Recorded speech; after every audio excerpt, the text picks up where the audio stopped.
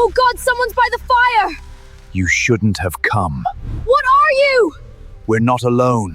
Growing up in a suburb outside Boston was rough. I lived in the kind of neighborhood that seemed to change the moment the sun went down.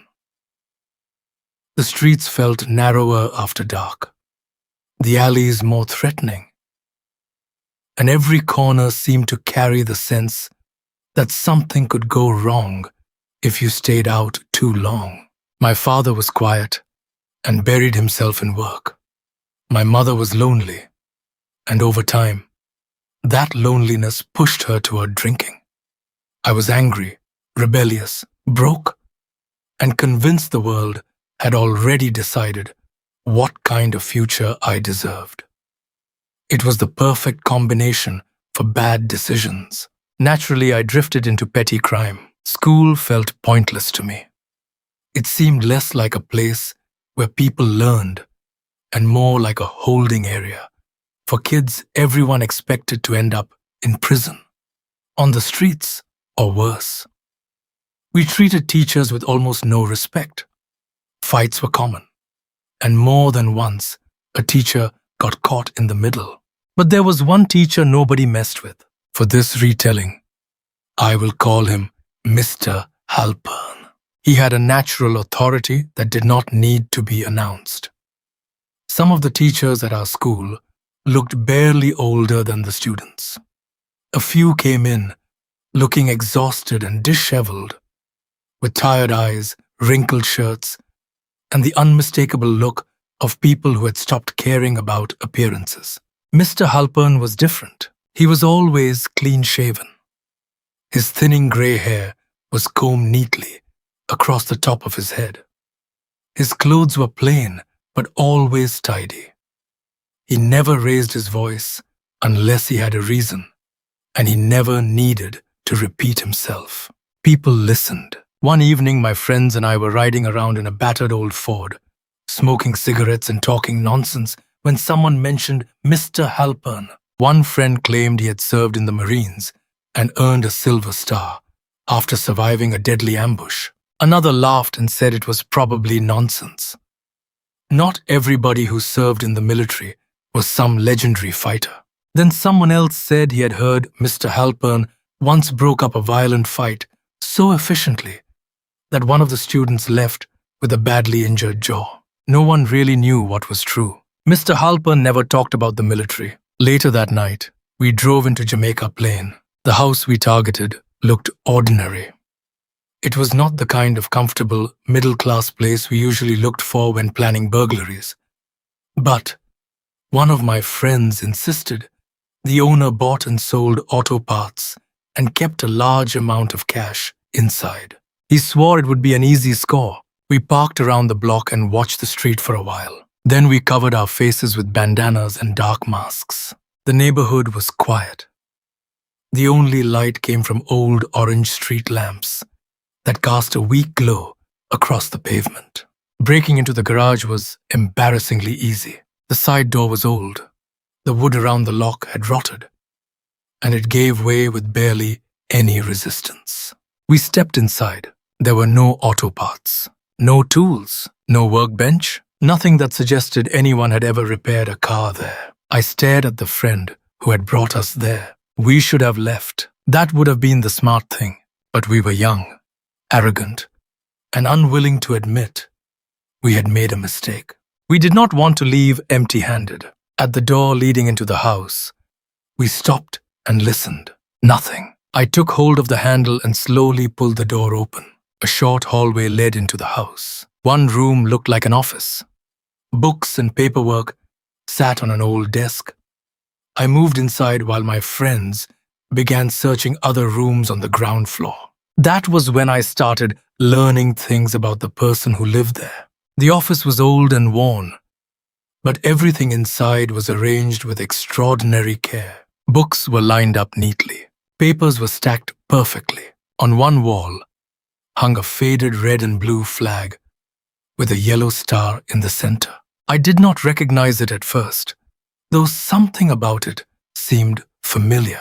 Another wall displayed framed newspaper clippings. Most were impossible to read in the darkness, but a thin line of moonlight coming through the dirty window illuminated one word: Vietnam. Something tightened in my stomach. I opened one of the desk drawers. Inside was an old Colt pistol. Beside it was something that looked like a crude necklace. Small, dried shapes had been strung together on a cord. I stared at them. For a few seconds, my brain refused to understand what I was seeing. Then the shape became clear. They appeared to be preserved human ears. The fear that hit me was immediate. We need to leave. We need to leave right now. I began backing toward the door. Then I heard the floorboards creak behind me. A shadow moved past the window. Then another. I looked outside, just in time to see my friends sprinting down the street. They had abandoned me. I was alone, and whoever was in the hallway behind me was getting closer. I turned. A man stood in the doorway, blocking the only easy path out. I can still remember the sound of his breathing. Slow, heavy, controlled but full of anger. He stepped into the moonlight. I saw the pale blue eyes first, then the face. Mr. Halpern, my history teacher. He lunged at me. I was young and fast. He was faster and stronger. We struggled in the cramped room. His hands were rough and powerful, and the way he moved felt practiced, almost automatic. At one point, he reached toward my throat. My face covering started slipping down.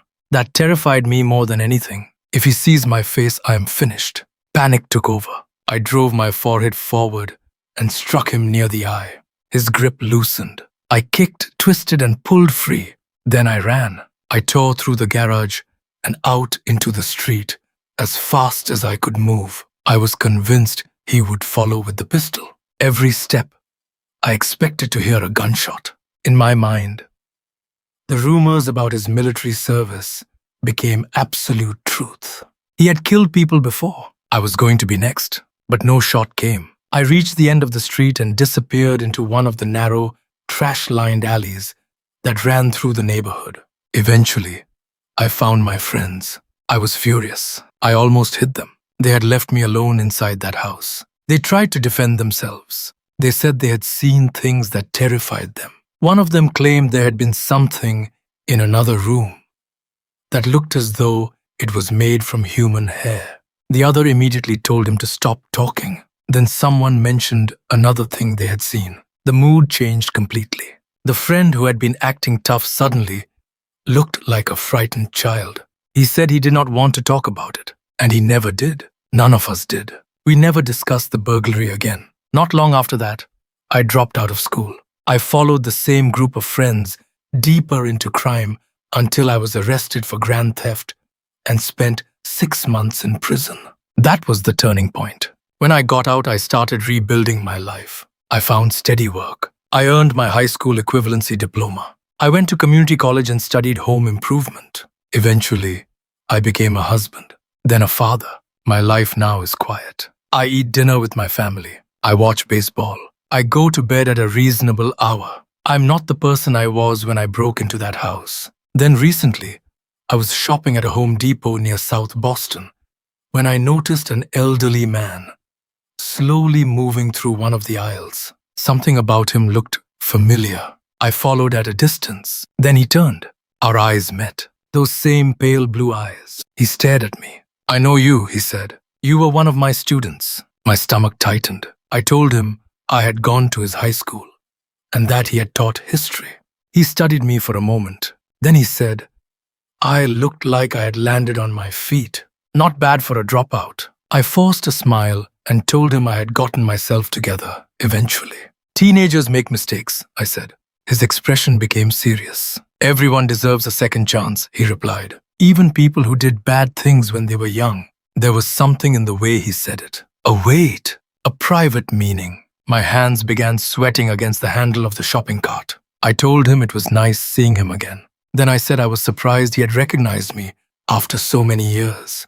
He smiled. It was not a warm smile. It was the same almost predatory expression I remembered from that night in the house. I never forget a face, he said. The education system in Britain works differently from the one in the United States. There is no middle school separating childhood from the teenage years in quite the same way. One moment, You are in primary school among children your own size. Then you enter secondary school and suddenly share corridors with older teenagers who seem enormous, loud, confident, and dangerous. I was a shy child. The older students terrified me. Deep voices, facial hair, aggressive jokes I did not understand. They seemed like monsters. So I kept my head down. I tried not to attract attention. I worried about homework, fitting in, and avoiding bullies. I thought those were the worst things school could bring into my life. I was wrong. The headmaster was a man I will call Dr. Hargrave. He was not a medical doctor, but he had earned the title academically and insisted on using it. He struck me as cold. His welcome speech made secondary school sound less like an exciting new stage of life and more like an ordeal we had to survive. Teachers stood around the old school hall as he spoke, stiff and watchful. At that age, adults seemed to know everything. We were taught to obey, to trust that teachers and authority figures had our best interests in mind. I believed that. I wish it had always been true. One cold autumn morning, I was sitting in French class. I did not hate the language. I was actually good at it. What I disliked was the teacher. When I was younger, I thought she personally disliked me. Looking back, I think she simply hated her job. Maybe she once had other dreams. Maybe life had slowly closed around her until she found herself trapped in the very kind of institution she thought she had escaped. During class, the fire alarm suddenly screamed through the building. Students jumped. The teacher barely reacted. "Fire drill," she said. "Everyone line up." At first, there was a little excitement. A fire drill meant interruption. It meant leaving a boring lesson. We joined the other students filling the corridors. Then we smelled smoke, real smoke. The mood changed instantly. The most frightening thing was not the alarm. It was not even the smoke. It was the expressions on the teachers' faces. Until that moment, adults had always seemed invincible to me, capable of solving anything. Then I saw real fear on their faces, pure fear.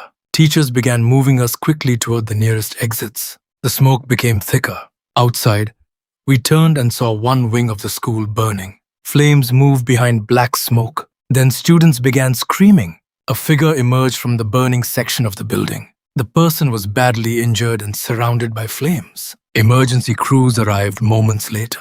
Teachers shouted at us to look away. Many students cried. Even after I closed my eyes, I could still smell smoke and something much worse mixed into it. The school closed while officials assessed the damage. Counseling was offered to students and teachers. My class attended a group session with our parents. At that age, I did not understand why talking about the event was supposed to help. I wanted to forget. My parents let me stay home, play video games, and do things that normally would have been restricted. They even bought me a new game. I knew they were trying to comfort me. I accepted it without asking questions. Soon, the school sent families an official explanation. The fire had supposedly begun because of an electrical fault involving a kitchen appliance, a freak accident. That was what we were told. But I noticed my parents whispering when they thought I was not listening. They were discussing something they did not want me to know. I did not eavesdrop. Some part of me understood that certain truths can feel heavier than ignorance. Years later, the subject came up during a family dinner. My father put down his utensils. He looked at my mother. She looked back at him. Then she turned to me. "Do you remember the fire at your school?" Of course I remembered. A janitor had later died from the injuries he suffered that day. And the school held a memorial service. My parents told me they had hidden something from me because they thought I had been too young to handle it. The fire had not been an accident. Someone had deliberately set it. The person responsible was the headmaster. And Dr. Hargrave was not even his real identity.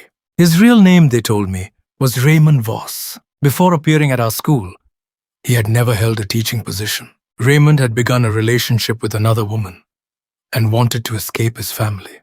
He wanted a new identity, a new life, a clean beginning. So he set fire to his own home while his wife and children were inside.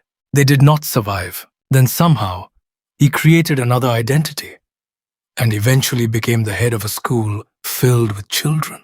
Years later, he tried to set fire to that school too. My mother began crying as she explained that my classmates and I had escaped a fate his own children had not. We sat together around the table and held one another. For the first time, I fully understood how close we had come to something terrible. When I think back to myself as a frightened child, I remember believing the older students were monsters. I thought danger had a certain look: loud, aggressive, obvious. I had no idea that the real monster could stand behind a podium in a suit, speak calmly, carry a respectable title, and be trusted by an entire community. It has been a long time since I left high school. The memories sometimes feel like they belonged to somebody else. One conversation, however, remains painfully clear. It was with an old history teacher I will call Mr. Caleb Warren. He stood around the side of the school building, away from the main crowd. His sandy brown hair was tied back loosely. He had a rough handlebar mustache. A cigarette rested between his fingers. I had just finished school and was preparing to leave that part of my life behind. I took out my own cigarettes and asked him for a light. Something about the way he looked at me felt different. He was not looking at me as a student anymore. There was a coldness in his eyes, but also pity, maybe disappointment. He silently pulled an old lighter from his pocket. We began talking. I told him I was ready to go into the world and figure out who I really was. I asked how long it had taken him to do the same. He said he used to think about that question a lot. Then eventually, you reach an age when you know who you are. He told me he lived in a small condominium near a bar. He worked during the day, then he drank, and there was no one at home to stop him. He said there was a strange kind of victory in finally knowing exactly what sort of person you had become. I had never heard him speak that way. In class, Mr. Warren had been passionate. He could make history feel alive. He spoke about freedom, war, revolution, and human courage with such energy that students respected him. Standing outside that day, he seemed like a different man. Tired, defeated, broken. He wore a wedding ring, but I realized I had never heard him mention his family.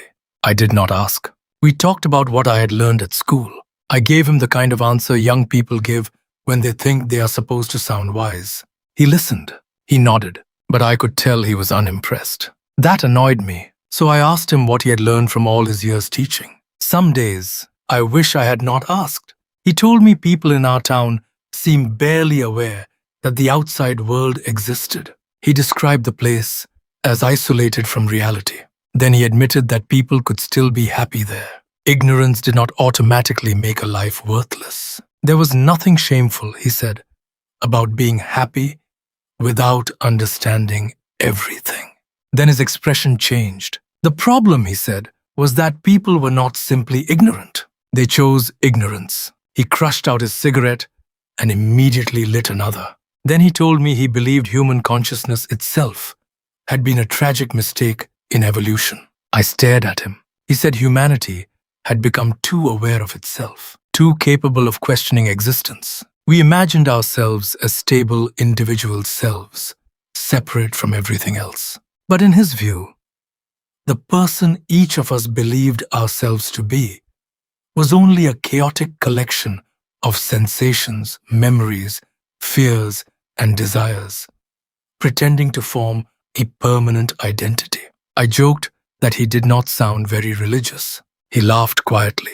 Religion, he said, gave people somewhere to place fear and self-hatred, a divine authority capable of absorbing doubt and pain inside a perfect story where everything had meaning. I told him maybe a little old-fashioned religion would do him good. He smiled again. Then I admitted that I was shocked. Nothing in his classroom teaching had ever revealed this side of him. He looked at me as though he already knew my next question. You want to know what made me this way? He told me most people who asked were told to mind their own business. But this time he answered. His wife had died. Before that, they had lost their young daughter. A drunk driver had struck her. Doctors said she never regained meaningful consciousness. After days of waiting beside her, hoping for something impossible, she quietly passed away. I told him I was sorry. He told me not to be. Then he said something I still struggle to understand. He described her death as peaceful, painless, innocent. He said the great tragedy of living longer was that life had more time to damage you. Then he asked whether I wanted children. I shrugged. I had never seriously thought about it. Do not, he said. There was bitterness in his voice. He believed bringing a child into the world was forcing another consciousness into suffering without permission. Sometimes, he said, he almost felt grateful to the drunk driver because his daughter had been spared the pain he believed awaited everyone who lived long enough. I told him there had to be more to life than suffering. People loved. They created things. They helped others. They changed the world. He became frustrated. That, he said, was exactly the story people told themselves. I had once heard the old saying that the human body replaces its living cells over a period of about 7 years. And that idea came back to me as we spoke. It made me wonder whether the person I had been in school was, in some sense, already gone. Then he asked if I had ever seen a dead body. I said yes. He told me to remember the eyes. He believed that, in the final moment, people discovered a kind of release. Fear disappeared because there was nothing left to hold on to. In his view, everything we called identity, love, hate, memory, heartbreak, ambition, and selfhood was part of the same temporary dream. A dream about being a person. Then he walked away. His keys jingled in his hand as he headed toward his truck. Good luck, kid, he said. You are going to need it. I eventually left that town and moved to a coastal city. Most of the time, I think Mr. Warren was wrong. I believe he had been wounded by grief so deeply that he could no longer see the brighter side of existence. But there are difficult nights when I come home exhausted from work, lie awake in the dark, and hear his words again. They move around inside my head. They feed every private doubt. And in those moments, I understand why he believed what he did, even though I hope with everything in me that he was wrong. Mr. Victor Saran was the toughest teacher in our high school. He was a huge man, well over 6 feet tall, broad-shouldered, and intimidating, even when he stood completely still. He had emigrated from Eastern Europe after the collapse of the Soviet Union. His accent was heavy, but his English was flawless. He taught physics. His lessons were precise, dry, and emotionally distant. On bad days, his voice could sound like a military command. One day, during a lesson on radiation, a serious student sitting near the front asked how Mr. Saran knew so much about the subject. He paused. Then he said he had once done work connected to a power station in his home country. A popular athlete in the class, a boy known for mocking people, made a joke. He asked whether it was the power plant that exploded. The piece of chalk in Mr. Saran's hand snapped. His hand trembled. For a moment, nobody moved. Then he turned around. Have you ever watched your friends die? His voice was quiet. It was the softest I had ever heard him speak. Somehow, that made it much more frightening. The boy said nothing. Mr. Saran stared at him. I asked you a question. Still no answer. The boy's face turned red. Mr. Saran walked to the classroom door. Then he locked it. Close your books, he said. We are having a different lesson today.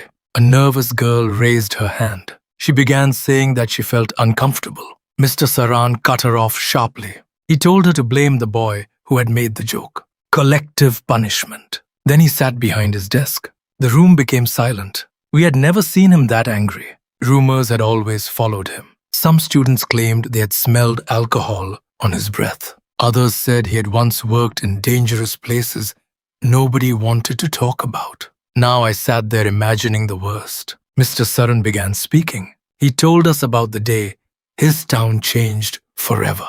He had recently returned from Moscow after studying nuclear physics. He was young. He was home. He had a girlfriend he hoped to marry.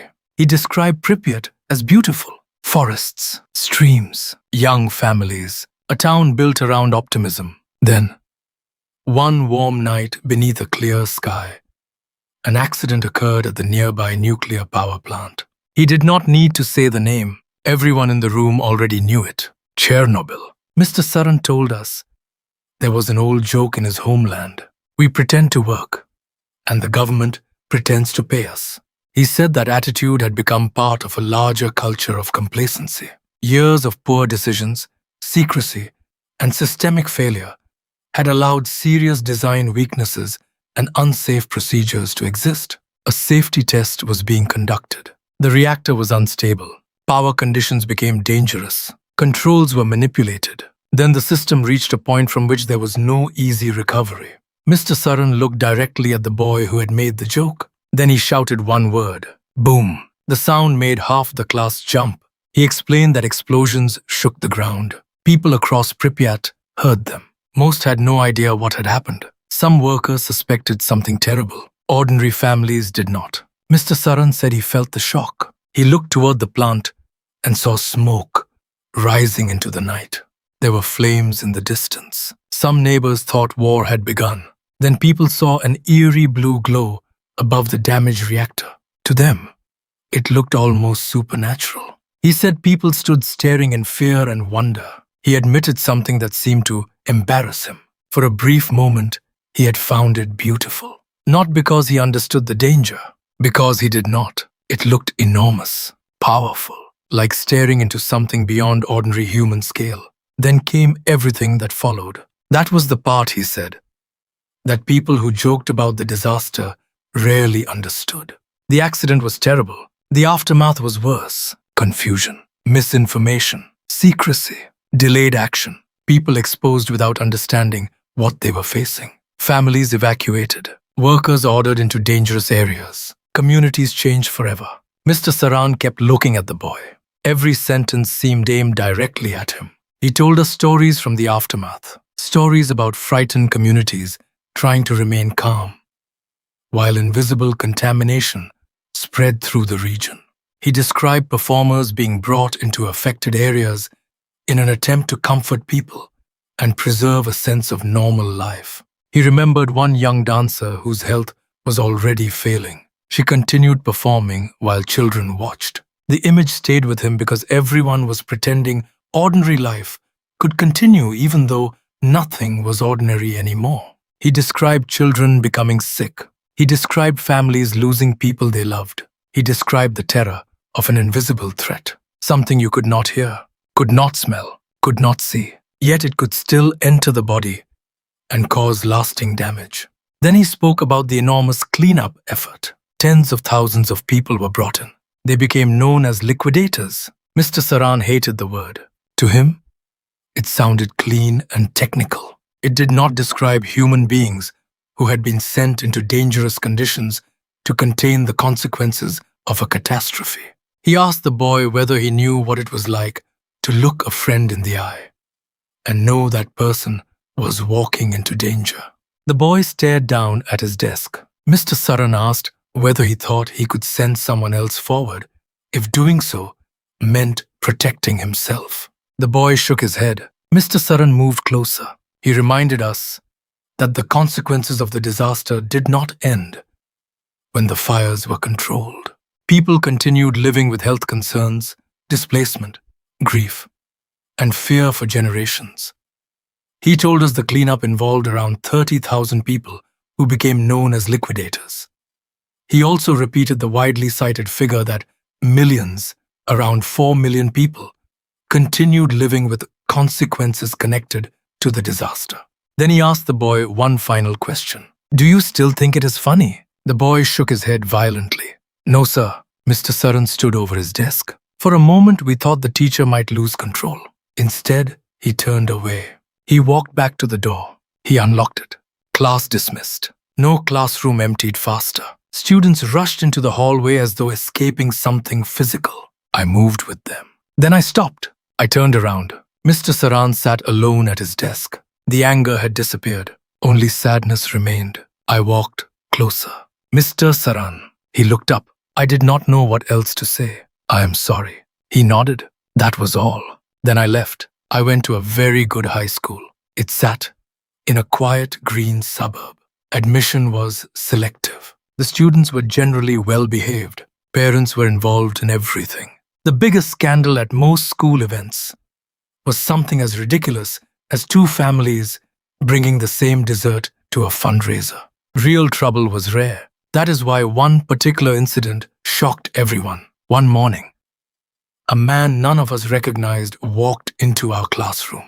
"Good morning, class." The room went silent. He was not our regular teacher. No one had seen him before. He wrote a name on the board.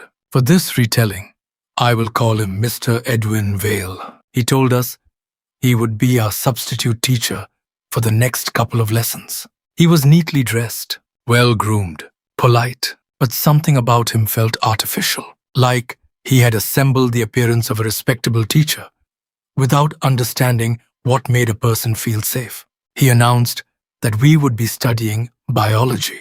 A student raised his hand. "Sir, this is English class. Shouldn't we be doing English?" Mr. Vale stared at him. No answer. No expression. The boy slowly lowered his hand. Mr. Vale smiled. "As I was saying, today we are studying biology." He promised that nobody would find the lesson boring. Then he began explaining the respiratory system. He drew a rough image of lungs on the board. He talked about oxygen moving through the blood and how dependent the brain was on a constant supply. Then he asked how long the human body could survive without enough oxygen. No one answered. He said that after only a few minutes, without sufficient oxygen, the body can enter a state known as hypoxia. If oxygen delivery remains too low, the brain may shut down into unconsciousness as the body struggles to preserve what remains. And without restored oxygen, permanent injury and death can follow. He then shifted to the vacuum of space. He described a Soviet spaceflight tragedy in which a crew died after their spacecraft lost pressure, saying they lost consciousness and died within only tens of seconds because air pressure is necessary for oxygen to reach the brain effectively. His voice grew almost cheerful while discussing it. That was what disturbed us, not the science, the enjoyment. He seemed fascinated by the ways the human body could fail. He walked slowly between the desks. He told us the body was remarkable, strong enough to survive extraordinary environments, fragile enough to collapse when a few critical conditions changed. He discussed desert peoples adapted to extreme heat, Arctic communities adapted to extreme cold. Then he asked how small a change in internal body temperature could begin causing serious problems. Again, no one answered. He said even a drop of only a couple of degrees in core temperature could begin hypothermia. He explained how cooling changes the speed of chemical reactions the body needs to function, throws delicate systems out of balance, affects consciousness, and eventually threatens heart rhythm. At extremely low core temperatures, he said, the heart can stop altogether. Then he moved to excessive heat. He explained that temperatures above roughly 41.5 degrees Celsius can bring convulsions, and that above roughly 42.5 degrees, irreversible brain injury may occur. He talked about thickening blood, failing kidneys, damaged heart muscle, breaking down skeletal muscle, organ failure, and the horrifying image of the brain itself beginning to overheat. The details were clinical. His delivery was not. He looked delighted. Then he pointed to a shy girl sitting in front of me. "Stand up." She froze. Mr. Vale moved a chair to the front of the room. "Sit here." Slowly, she obeyed. The fear in her face was obvious. Mr. Vale stood behind her, too close. He began explaining that the nervous system can continue producing activity briefly after catastrophic injury. He used her body as the center of a hypothetical example involving decapitation. He described involuntary movement, residual nerve activity, the possibility that awareness might continue for a very brief period. The girl tried to stand. Mr. Vale placed both hands on her shoulders and forced her back into the chair. Where are you going? His smile widened. I am not finished. Nobody moved. He continued. He told us that immediate death was not always the worst thing the human body could experience. Then he began describing ancient methods of punishment. One, he said, was called scaphism, sometimes known as the boats, a punishment associated with ancient Persia in later historical accounts. It involved a condemned person being confined in a narrow structure, with parts of the body exposed and being force-fed rich food until severe illness followed. More sweet substances were then applied to attract insects. The victim was exposed for a prolonged period to insects, heat, dehydration, exhaustion, infection, and the slow breakdown of the body. He explained how the method had allegedly been designed not for speed, but for suffering. He talked about how ancient sources described victims surviving for long periods while their bodies gradually failed. The classroom was silent. Some students stared at their desks. Others watched him because they were too frightened to look away. The shy girl remained frozen under his hands. Then the period bell rang. Nobody moved immediately. Normally, we would have rushed for the door. This time, we waited. Mr. Vale finally stepped away. Students began leaving. Complaints were made almost immediately. Parents demanded answers. The school launched an investigation into how such a man had been allowed into the classroom. Some families removed their children from the school. There were reports of students experiencing anxiety and stress after the incident. I never saw the shy girl in class again, and I never saw Mr. Vale again either. To this day, I am grateful for that, because the question that stayed with me was not simply why he taught such a disturbing lesson. It was why he seemed to enjoy watching us become afraid. Scotland is old in a way that feels different from most places. Its hills, forests, ruins, and weather seem to carry layers of history that never completely disappeared. My high school history teacher, a man I will call Mr. Rowan Mercer, was fascinated by the fact that the Roman Empire never fully conquered the land the Romans called Caledonia. The empire had crossed continents. Its soldiers had defeated powerful kingdoms. Yet in the far north of Britain, expansion slowed and eventually stopped. Mr. Mercer loved debating why. Some historians argued that Scotland simply was not worth the cost. Perhaps Rome saw too few resources and too much difficult terrain. Mr. Mercer never liked that explanation. He pointed out the vast forests, the timber, the iron deposits, and the strategic value of the land. He believed the reason Rome stopped might have been connected to something else. The forests, according to him, the old stories of Caledonia were filled with things that existed before written history. Things once worshipped as gods. Things that later became folklore. He liked saying that some legends were not invented. They were memories that survived after people forgot what they were remembering. We thought it was entertaining. Then he announced that our class would be taking a field trip to Scotland. We were thrilled. A group of American students traveling abroad felt like an adventure. My two closest friends and I jokingly called ourselves raiders from the old colonies returning to bother our ancestors. Mr. Mercer laughed at our nonsense. He said it would do us good to spend time away from cities, screens, and ordinary life. After traveling north, we arrived in a small Scottish town by train. From there, we were supposed to hike toward a remote forest region. There were around 20 students in the group. The morning was cold. Locals watched us from windows as we passed. At first, I thought nothing of it. We were loud American teenagers carrying large backpacks through a small town. Of course, people looked. My backpack was far too heavy. Before long, the straps were digging painfully into my shoulders. When Mr. Mercer called for a short break, I had never been happier to sit down. We continued walking. The roads became smaller. Houses became less frequent. Then there were no houses at all. The farther we went, the more nature seemed to be reclaiming everything people had once built. Stone walls collapsed under vines. Grass pushed through cracks in the road. Hedges grew wild. Hours passed without seeing a car. Some students started asking whether we had taken a wrong turn.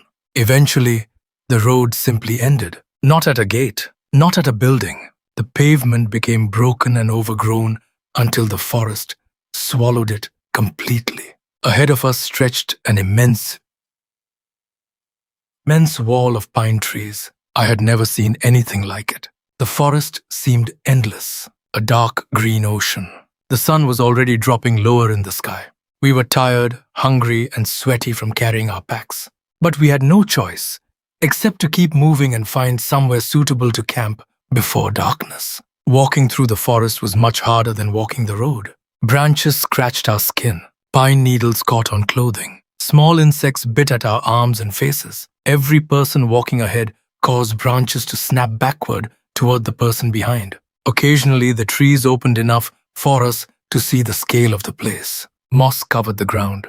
Huge pines disappeared into the distance. Mr. Mercer estimated we were roughly 15 to 20 miles from the nearest farm, and even farther from a proper village.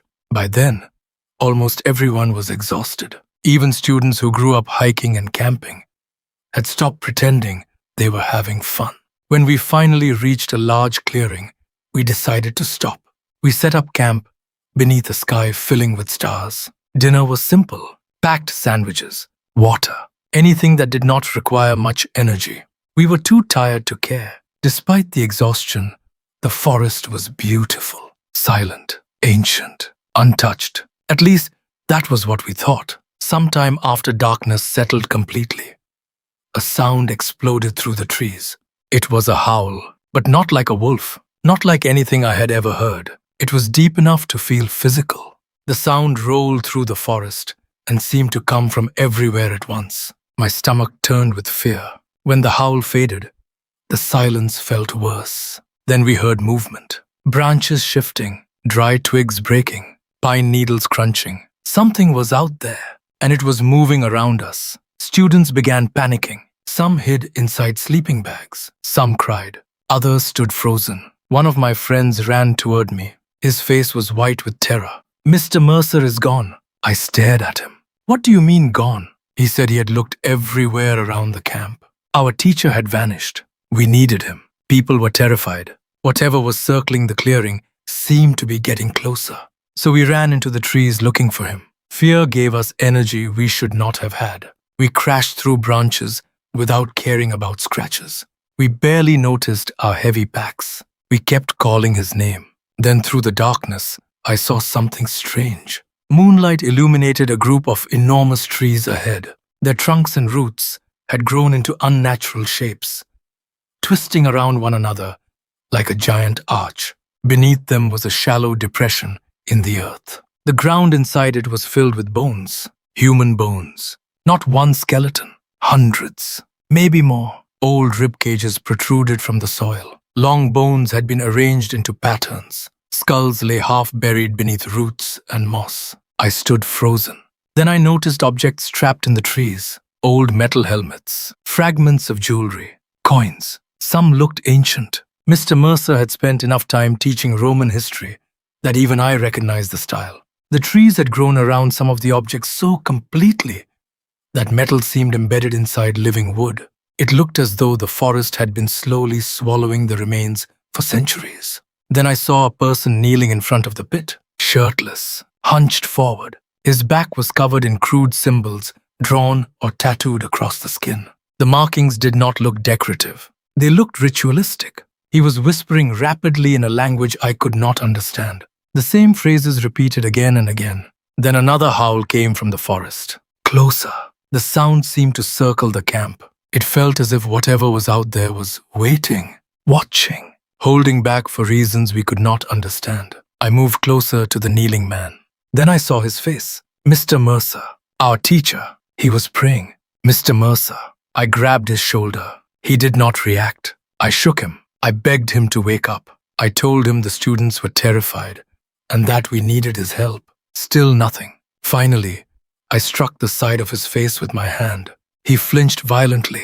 His eyes opened. He looked around as though waking from a deep sleep. At that exact moment, the howling stopped. The forest became silent, completely silent. Mr. Mercer stood slowly. None of us understood what had happened.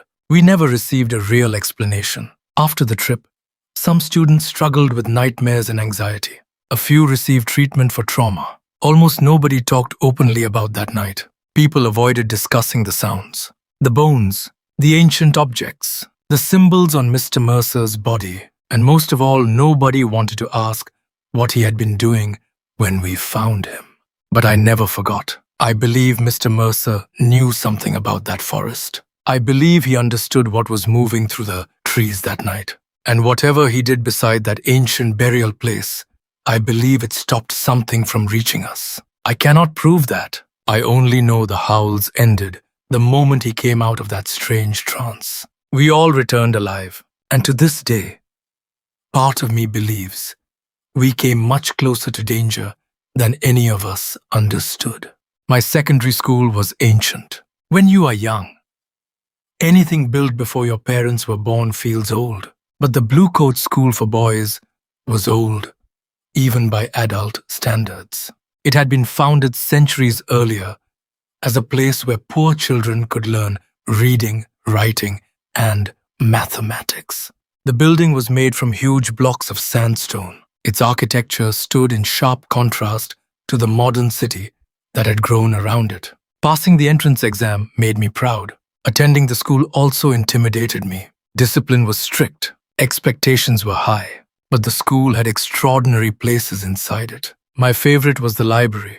The first time I walked into that room, I felt as though I had stepped outside ordinary time. The smell of old paper, wood polish, dust, leather bindings, tall shelves. It made me feel as though the building contained secrets that had been waiting for centuries. One day, while browsing the shelves, I noticed a book that stood out immediately. Its cover was mustard yellow. The title was The King in Yellow. I pulled it from the shelf. Inside the cover was a strange pale symbol. I stared at it, trying to understand the shape. Almost immediately, my head began to ache. I turned the page. The print was tiny, so small that reading required real effort. The headache became worse. I closed the book. I should have put it back. Instead, I slipped it into my school bag. The following day, after English literature class, I approached my teacher. For this retelling, I will call him Mr. Adrian Bell. He was younger than most of the faculty. Students generally found him approachable. I asked whether he had ever heard of a book called The King in Yellow. The change in his expression was immediate. He stopped what he was doing. Then he slowly looked up. "Why do you ask?" I said I had come across references to it online. He interrupted me. "Have you found a copy?" His tone had changed. "No, sir." I lied. Something told me I was in trouble. I had taken the book from the library without permission. Mr. Bell leaned forward. "Listen to me very carefully. If you ever find a copy of that book, you come to me immediately. Do you understand?" I tried to ask why. Immediately he repeated. The look in his eyes stayed with me. For the next several days, I kept the book hidden. I opened it occasionally. Each time I tried reading. Each time the same headache returned. Eventually, curiosity became stronger than caution. I stayed late after school. The library was almost empty. I found a private corner between high wooden shelves and took the yellow book from my bag. I opened to a random page. The text looked almost like poetry. I began reading. Strange is the night where black stars rise, and strange moons circle through the skies. But stranger still is lost Carcosa. My hands began shaking. The pain behind my eyes became intense. Then I had the strangest sensation. I was not reading the book. The book was reading me. I pushed myself away from the table. I left the book behind and stumbled out of the library. I made it to a nearby bathroom and became violently sick. My head pounded. My nose began bleeding. Eventually, I cleaned myself up. Then I returned to the library. The book was gone. I searched the table, the floor, nearby shelves. Nothing. At the time, only one other student had been in that part of the library. a boy I will call Daniel Blackwood, who was around 18 years old. Not long afterward, Daniel went home after spending time alone in a nearby park. His father was relaxing in the family room. Daniel entered the garage, picked up a heavy tool, then attacked his father without warning. His mother came home during the aftermath. Daniel attacked her too. Both parents died. The violence was so severe that investigators initially struggled to understand what had happened. When I heard the news, I felt physically sick. There was only one other student near that library corner when the king in yellow disappeared. Daniel, I never told anyone about the book. I completed my final school examinations and attended the traditional celebration, marking the end of our formal education. By then, the tragedy involving Daniel had become something people tried not to mention. As families began leaving the school grounds, I saw Mr. Bell near the gates, smoking alone. I approached him. "Sir, I need to tell you something about the book." He looked at me. "You found it." I started to explain. He stopped me. "I know." I told him I had never understood what it was. He said nobody did. For a moment, neither of us spoke. Then I asked what he was going to do. "Continue what I have spent my life doing," he said. "Search for that book." I asked what he would do if he found it. He did not answer. He dropped his cigarette, crushed it beneath his shoe. Then he walked away from the school. I never saw him again.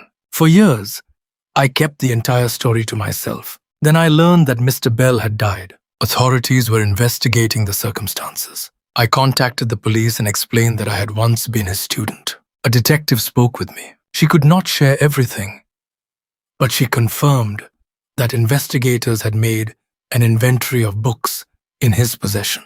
I asked whether anything listed in that inventory was missing. There was a pause. Then she said yes. My hands began trembling. I asked the name of the missing book. The detective checked her notes. Then she said the words I had been afraid to hear.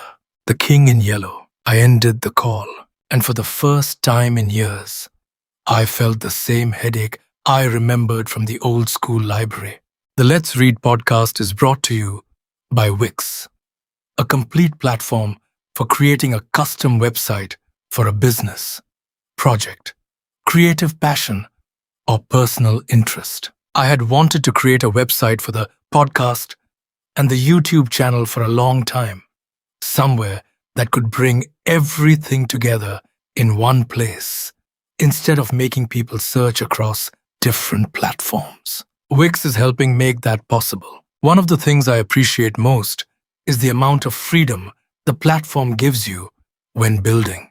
You can create a professional website in the style you want, rather than being forced into one rigid format. Wix Code is designed around the idea of creation without limits. It allows users to build advanced web applications, create content-rich websites, work with databases, collect and store information, and control many aspects of how a site functions. You can create powerful features without needing to be an expert programmer.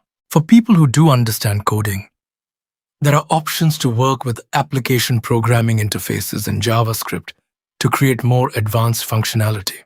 But you do not need to know hypertext markup language or cascading style sheets just to get started. You can create dynamic pages. You can establish one visual design and use it consistently across large numbers of pages. You can update content quickly instead of rebuilding everything manually. You can create application forms, quizzes, review sections, and other interactive tools for collecting information from visitors. The platform is also built with search engine optimization in mind, which is especially useful for people trying to make their work easier to discover online. You can begin with a blank page and design a site around your own vision.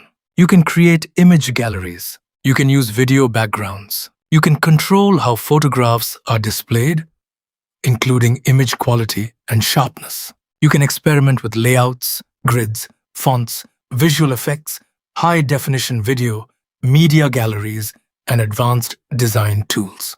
The goal is to give you enough freedom to build something that actually feels like yours. For businesses, creators, and anyone trying to grow an online presence. Wix also offers tools designed to bring many day-to-day tasks into one place. You can connect with customers. You can manage conversations. You can organize interactions. You can create tasks and reminders. You can improve workflow and keep track of deadlines. You can add live chat and communicate with visitors in real time. You can create and send pricing options. You can accept payments online and provide multiple payment methods. For someone managing a podcast, a channel, a business, or several social media accounts, bringing those tools together can save a lot of unnecessary effort. Another feature I found useful while building my own site is the artificial intelligence assisted setup. It can use information about what you do and help organize a site around your needs. For example, if your work is spread across YouTube, Twitter, Instagram, and other platforms, it can help bring those different parts of your online presence together into a more unified website. That makes the starting process much easier, especially if you know what you want your site to accomplish, but are not sure how to structure everything. You can personalize the site as you continue building. You can use analytics to understand how people interact with your pages. There are tools involving automation, customer communication, voice-based technology, and chatbots. I am still learning and building as I go, which is one of the reasons the platform has been useful to me. It makes the process approachable instead of making website creation feel like something only a professional developer can understand. If creating a website for your own business, creative work, podcast, channel, or personal project sounds useful to you, you can get started by visiting Wix.com. You can also visit wix.com/podcast for the promotional offer described with this show, including 10% off where eligible. Again, that is wix.com/podcast. When I look back across all of these stories, the thing that stays with me is not only the fear, it is the fact that every story involves a person discovering that the world is more complicated than they believed. A teenager breaks into a house thinking he understands what kind of man lives there, only to discover that the teacher he knew at school may have carried an entire hidden life behind his calm expression. A frightened child believes monsters are the older students in the hallway, then learns years later that a trusted adult may have been hiding something far more dangerous behind a respectable title. A student speaks with a beloved teacher and discovers that intelligence, education, and charisma do not protect a person from grief. Another classroom learns that a joke about history can carry a very different weight for someone who actually lived through catastrophe. A group of students discovers how quickly authority can become frightening when the wrong person is placed in a position of trust. Young travelers walk into an ancient forest thinking they are going on an adventure and return with memories they can barely discuss. And one curious student opens a book because curiosity feels harmless, only to spend years wondering whether some knowledge carries consequences we do not understand until it is too late. There is a simple lesson hidden underneath all of that. People are rarely only what they appear to be. Sometimes that truth is frightening. Sometimes it is heartbreaking. Sometimes it is hopeful. The teenager in the first story did terrible things when he was young. He stole. He broke into homes. He made choices that could have destroyed his future. Eventually, those choices caught up with him. He went to prison. But that was not the end of his life. He found work. He returned to education. He became a husband and a father. He built an ordinary life. That may not sound dramatic, but sometimes an ordinary life is one of the greatest victories a person can earn. There is courage in changing direction. There is dignity in admitting, even privately, that the person you used to be is not the person you want to remain. A second chance does not erase what happened. It does not magically remove the consequences of bad decisions. It does not mean people who were hurt are required to forget. A real second chance is something quieter. It is the opportunity to choose differently the next time, and then the next time, and then again. Change is rarely one heroic moment. Most of the time, it is thousands of small decisions made when nobody is watching. Going to work instead of going back to old habits. Studying when quitting would be easier. Being present for your family. Learning patience. Walking away from the people who once encouraged the worst parts of you. Accepting that shame can teach you something without allowing it to define you forever. That is what responsibility can look like. Not pretending the past did not happen. Facing it honestly enough that you stop repeating it. The story of the school fire carries a different lesson. Children are taught to trust adults. Most of the time, that trust is necessary. Teachers, parents, coaches, doctors, and community leaders can guide young people through a world they are not ready to navigate alone. But authority should never mean that questions are forbidden. Respect and blind obedience are not the same thing. A title does not automatically make someone good. A respectable appearance does not automatically make someone safe. And a person who asks an uncomfortable question is not automatically being disrespectful. Healthy trust leaves room for honesty. It leaves room for accountability. It allows people to say that something feels wrong. That does not mean we should live suspicious of everyone around us. Living in constant fear can become its own prison. It means we should build families, schools, workplaces, and communities where people can speak without being humiliated for speaking. Where a child can say, "I am scared." Where a student can say, "This does not feel right." Where an employee can report something troubling. Where an adult can admit, "I made a mistake." Sometimes terrible outcomes continue. Not because nobody noticed warning signs, but because people were afraid to ask questions. Kindness includes listening. Responsibility includes paying attention. The conversation with Mr. Warren reminds us of something else. Pain changes the way people see the world. Grief can make a bright future look empty. It can turn love into something a person becomes afraid to feel, because loving someone means accepting the possibility of losing them. When people speak from deep pain, their words may sound cold, cynical, or even cruel. That does not mean we have to agree with them, but sometimes it helps to understand where those words came from.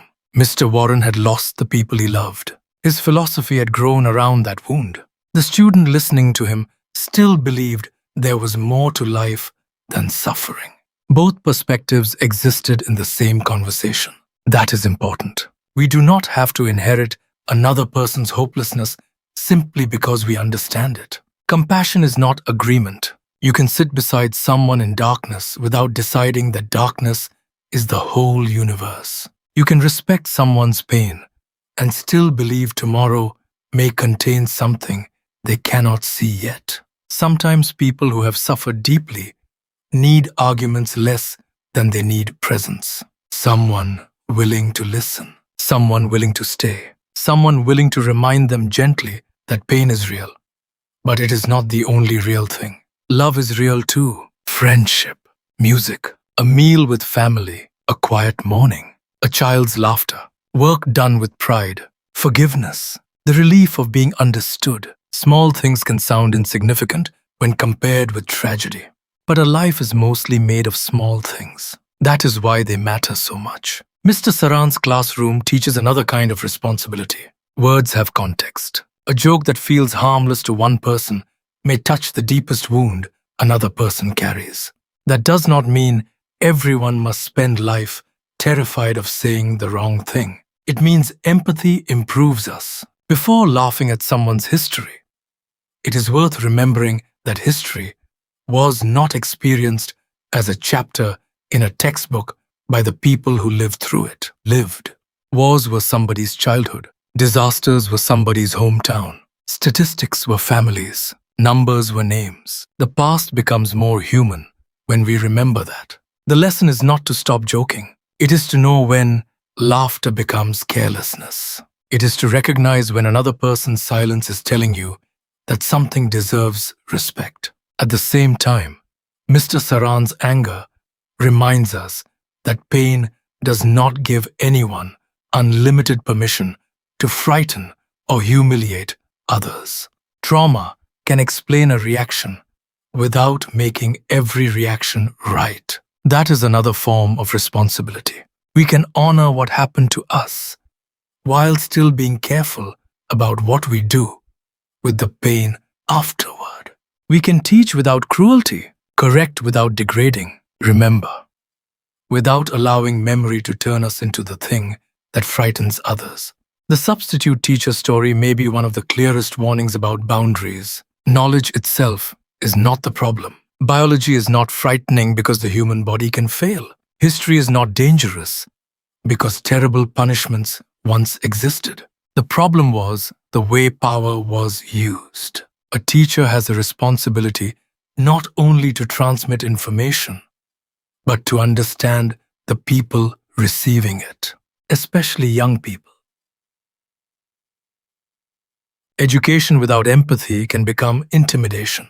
Authority without restraint can become abuse. And intelligence without kindness can become cold. That applies far beyond classrooms. Parents, managers, doctors, leaders, anyone with power over another person carries the responsibility to remember that power changes how their words are heard. What feels like a joke from someone in authority can feel like a threat to someone who cannot safely walk away. What feels like a demonstration can become humiliation. What feels like honesty can become cruelty when compassion is deliberately removed. Real strength is not making people afraid of you. Real strength is making people feel safe enough to learn, speak, improve, and tell the truth. The forest story gives us a different kind of lesson. Human beings like to believe we understand the places we enter. We draw maps, build roads, name mountains, study history, measure land. Then we assume that naming something means we own it. But the world existed before us, and much of it will exist after us. There is humility in remembering that. Whether the strange events in that forest were supernatural, psychological, historical, or something else entirely, the students entered a place they did not understand. They treated it first as an adventure. Then they discovered evidence of a past far older and darker than anything they expected. There is wisdom in approaching unfamiliar places with respect. That can mean respecting nature, respecting local history, respecting cultures we do not fully understand, respecting the fact that not every mystery needs to be conquered. Curiosity is beautiful, but curiosity is strongest when it walks beside humility.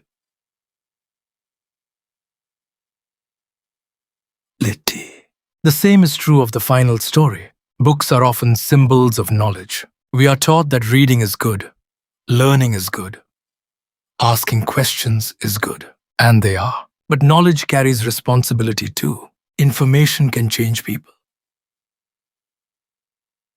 Ideas can influence behavior. Stories can comfort us, frighten us, challenge us, and sometimes stay inside us long after we close the cover. The king in yellow is frightening in the story because it represents forbidden knowledge, something people want to understand even when every warning says to step away. Most of us will never encounter a mysterious, cursed book, but all of us encounter moments when curiosity pulls us towards something we know may not be healthy. A rumor, a private message, a harmful community, a disturbing obsession. Information that was never ours to share. The question is not whether curiosity is bad. It is whether we are wise enough to recognize when curiosity needs boundaries. Not every closed door needs to be opened. Not every secret needs to be exposed by us. Not every frightening thought needs to be fed simply because we can feed it. Sometimes walking away is not cowardice. Sometimes it is wisdom. All of these stories also remind us how complicated forgiveness can be. Forgiveness is often spoken about as though it was simple. Someone hurts you. They apologize. You forgive. everything becomes peaceful. Real life rarely works that neatly. Forgiveness does not require forgetting. It does not require returning to an unsafe situation. It does not erase accountability. It does not mean pretending harm was acceptable. Sometimes forgiveness means releasing the desire to let another person's actions control the rest of your life. Sometimes it means forgiving yourself for who you were when you did not know better. Sometimes it means accepting that you cannot change the past, but you can decide what the past creates inside you. Will it create wisdom? Will it create bitterness? Will it create caution? Will it create compassion? Usually the answer is not only one thing. People are complicated. We can carry scars and still be kind. We can remember danger and still choose not to live in fear. We can regret our actions and still believe we are capable of becoming better. Responsibility and forgiveness are not enemies. They need each other. Responsibility without forgiveness can become endless punishment. Forgiveness without responsibility can become permission to repeat harm. The balance is difficult, but it is worth trying to find. And perhaps that is the deepest lesson running through these memories. Our choices matter, even when we are frightened. Especially when we are frightened. Fear can make people run, lie, hide, attack, stay silent, follow the crowd. Fear can also make people protect one another, tell the truth, ask for help, change direction. The person we become is shaped not only by what happens to us, but by what we choose after it happens. We do not control every event. We do not choose every loss. We cannot always prevent betrayal, tragedy, grief, or mystery, but we have some control over what we carry forward. The young burglar could not change the night he entered that house. He could change the man he became afterward. The survivor of the school fire could not change what the headmaster had done. He could choose to value the family that survived with him. The student listening to a grieving teacher could not repair that man's loss. He could choose not to surrender his own belief that life still contained meaning. The class listening to a survivor of disaster could choose to leave with more empathy than they had entered with. And every one of us can do something similar. We can pause before judging a stranger. We can think before making a cruel joke. We can apologize without making excuses. We can ask for help before anger becomes harm. We can give someone a second chance when they have genuinely taken responsibility and changed. We can also set boundaries when trust has been broken. Kindness is not weakness. Kindness can say no. Kindness can leave. Kindness can tell the truth. Kindness can hold someone accountable without treating them as less than human. Living kindly does not mean living naively. It means choosing not to become cruel simply because cruelty exists. That choice may sound small. It is not. Every family is shaped by small choices. Every school, every workplace, every community. A person chooses whether to listen, whether to lie, whether to help, whether to humiliate, whether to forgive, whether to learn, whether to repeat an old pattern or finally break it. Those decisions accumulate. Eventually they become a life. None of us gets everything right. We all carry moments we wish we could revisit. Words we should not have said. People we should have treated better. Warnings we ignored. Chances we missed. That does not mean we are beyond hope. The past deserves honesty. The future deserves effort. And the people around us deserve the best version of us we are capable of becoming today. So when these stories end, I do not think the most important question is whether every frightening detail happened exactly as remembered. Memory can distort. Stories can change over time. Mysteries can remain unresolved. The more useful question is what we do with the feeling they leave behind. Do they make us more fearful or more aware? More suspicious or more thoughtful? Do they make us believe everyone is hiding something or remind us that every person has a history we cannot see? We may never know every secret behind every closed door. We may never understand every person who frightened us. We may never receive satisfying answers to every mystery. but we can decide what kind of presence we become in the lives of others. We can be the person who makes a child feel safe enough to speak, the teacher who uses knowledge to inspire instead of intimidate, the friend who stays when everyone else runs, the parent who admits a mistake, the stranger who chooses patience, the person who had a bad past and refuses to use that past as an excuse for a bad future. That kind of life is not perfect. It does not need to be. It only needs to keep choosing as often as possible. Honesty over deception, responsibility over excuses, compassion over cruelty, and courage over indifference.